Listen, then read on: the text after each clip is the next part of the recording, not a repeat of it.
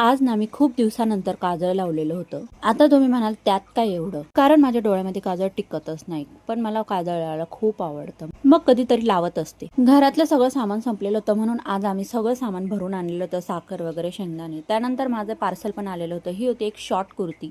अजून May April आलेलं नाही, पण उन्हाळा खूप भयंकर चालू झालेला आहे, म्हणून मी इथे लिंबू पाणी करत होते, कारण ऊन एवढं आहे आणि त्यात गरम पण एवढं होतं ना की बस जीवाला तर नको नकोच होतं। आता मी काहीतरी बनवत आहे आणि काहीतरी पीत आहे, मग आरुष कसा मागे राहणार, तर मग मी त्याला पण लिंबू पाणी प्यायला दिलेलं होतं। त्याला पण मी आजकाल लिंबू पाणी जास्तच देते, कारण लहान मुलांना पण ना उन्हाळ्यामध्ये जास्तच पाणी प्यायला हवं।